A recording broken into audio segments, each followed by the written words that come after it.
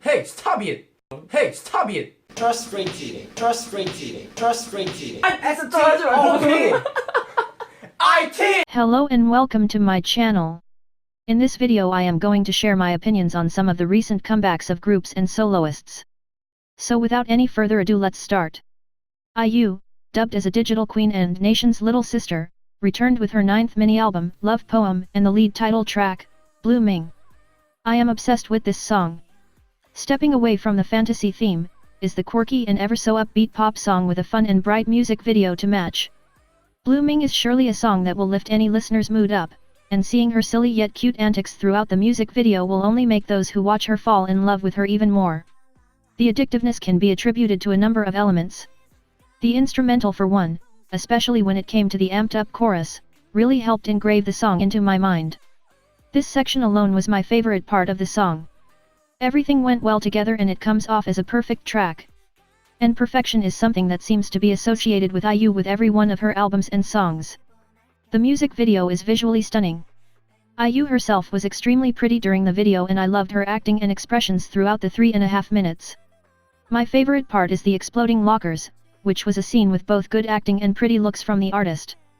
The rest of the album offers a diverse mix of acoustic, pop and ballad songs that give a nice balance when listening to it. There is truly a song for everyone off of this album. For those in particular who are very much into her signature acoustic classical sound, there is plenty to take in and enjoy. From beginning to end, IU delivers a solid and highly recommended album that everyone must listen to and enjoy.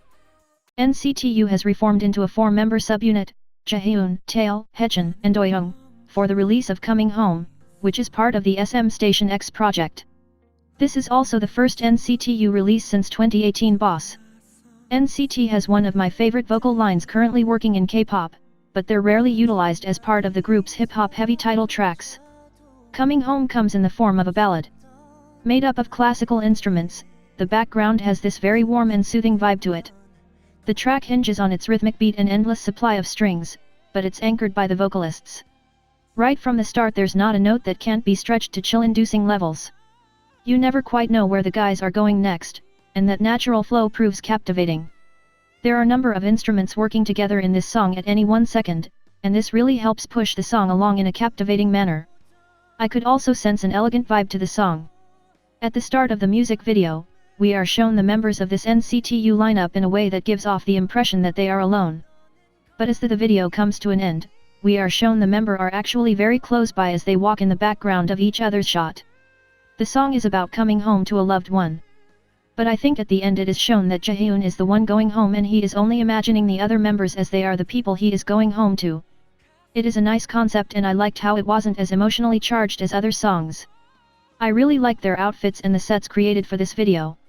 The ever-changing NCTU units have been given much stronger songs in the past, but few have taken advantage of their skills as expertly as this. So in short, I love this song. Unlike their previous releases, EXO showed duality with obsession. Each member is fighting for survival against an antagonistic counterpart. This allowed us to see two versions of each EXO member, kind of like getting a double dose of EXO awesomeness. Obsession bombards its angst and edginess right at you from the very first second and still it manages to hook you on at the exact same time. The song is described as a hip-hop dance track. Despite its initial impression of being a completely new sound, I found the track to be very EXO as I listened to more of it. Diving into the lyrics, EXO tells of wanting these negative people to get lost and go away and that they are no longer playing around with being taken advantage. Obsession hits deep and unapologetic with its sharp lyrics. The verses are quite cool, showcasing a powerful side to their vocal and rapping profile. The harmonies are, as expected, delicious. I really liked the chorus, even though it felt hidden in this song. It gave Obsession that melodic and smooth side, contrasting heavily with the roughness that we got in the verses. To be honest, I don't like the repetition of I want you that much and I still think the song would have been on my top list if not for that. I loved the I don't think so repetition though. So overall I liked the song, but at the same time as EXO have pulled this type of song structure more fabulously than Obsession, I wanted some more substance in it. The MV definitely amplifies the song, taking it to a whole new level that is spine-chilling and fantastic from beginning to end. The clash between pairs is a visual masterpiece in itself, showcasing how the production of EXO's music videos has always been top-notch and thoughtfully designed. The fashion in video is much more grunge and goth, with bits of streetwear sprinkled here and there. Talking about the album, it's a gem. Despite the experimental sounds of the record, EXO does a great job of bringing a cohesive and dark album that is an experience in itself to listen from beginning to end. Ranging from R&B, hip-hop, pop and electro-funk, the album gives off a balance between darker and upbeat/light songs, perfectly blending in with their overall concept for the album. Despite the absent members from the group, the 6 remaining still managed to bring a solid album that is worth the listen. Sick of hearing the phrase kids these days, Stray Kids have made the perfect OK Boomer song in the form of their latest song mixtape, Gone Days, released as part of their new mixtape project. Never mind the past. This is the new generation, go away, and just because you are locked in the past, don't drag me in were just among the many diss lines which made up the savage song written by Stray Kids' own production unit 3 Racha.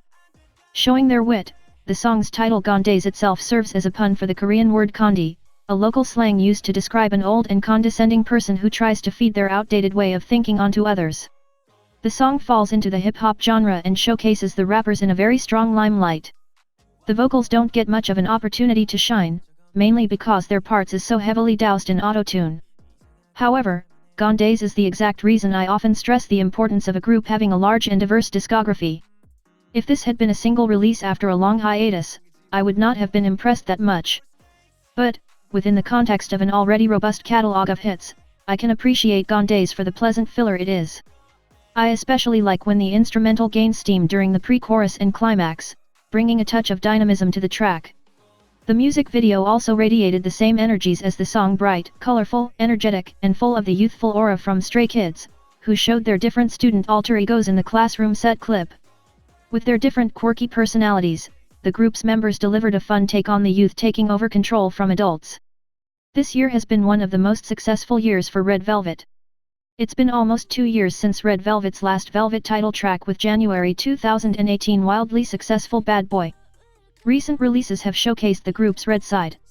In Psycho, the featured title track in a repackaged album, each member sings about a romantic relationship they have and how others think they are crazy. Despite this, the relationship works.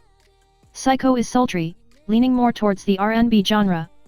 Yet, there are multiple elements present to keep the song interesting, from trap beats and various synths to accompany the falsettos. The song is creative yet structured, catchy but unbalanced in order to best represent the emotions driving the track. Heavy synth brass joins the bass in the chorus as the girls repeat "You got me feeling like a psycho, psycho" in a way that's almost anthemic. Psycho as a song is flawless on its own, but throw in jaw-dropping visuals, effortless choreography, and enough psychological thriller movie references to please any film buff, and you have an instant recipe for success.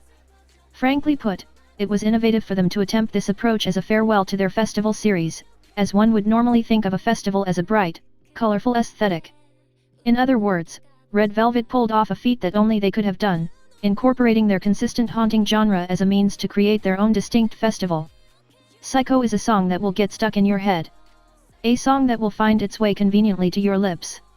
It's a song that you'll have on repeat. While Red Velvet has consistently been about portraying unique takes on love, revenge, sadness, and more, the Rêve Festival trilogy has raised the bar on what the group can offer creatively and musically. Altogether, they pushed the boundaries on what girl groups can dare to show next, while also preserving their distinct quality. As they approach their 6th year, the girls have become palates that can swallow nearly any concept, considering how different each of their title tracks have been so far. Only time can tell how RV will continue to grow as distinct, colorful artists.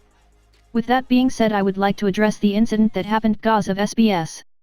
I hope Wendy recovers soon. Get well soon, Wendy.